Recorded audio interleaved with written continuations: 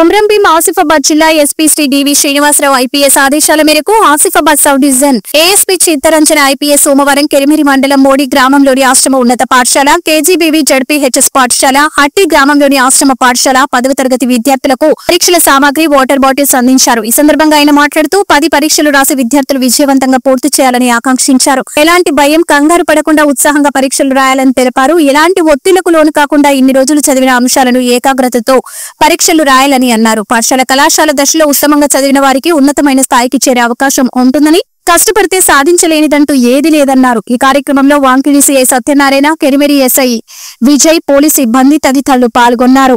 మా పోలీస్ తరపున నుంచి మీ అందరికీ 10th క్లాస్ ఎగ్జామ్ రాసేటప్పుడు మీకు ఎటువంటి ప్రాబ్లం కాకుండా మీరు 10th క్లాస్ ఎగ్జామ్ రాయాలనేది మా యొక్క ముఖ్య ఉద్దేశం.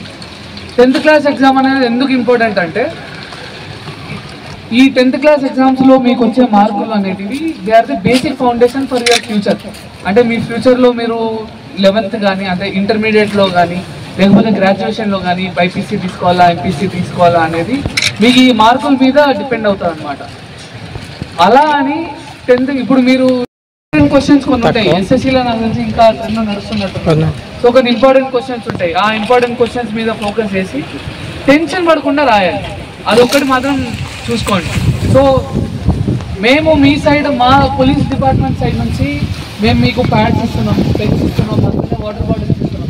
ఇవేంటంటే ఇవి చాలా ఇంపార్టెంట్ మీకు, సో మీరు కన్వీనియంట్గా రాసుకోవడానికి. కానీ ఇవి మాత్రం మీకు ప్రొవైడ్ చేయగలం. కానీ ఎగ్జామ్లో మీరు ఎట్లా క్లియర్ అవ్వాలి, లేకపోతే టెన్షన్ లేకుండా ఉండాలి అనేది మాత్రం అది మీ చేతుల్లోనే ఉంటుంది.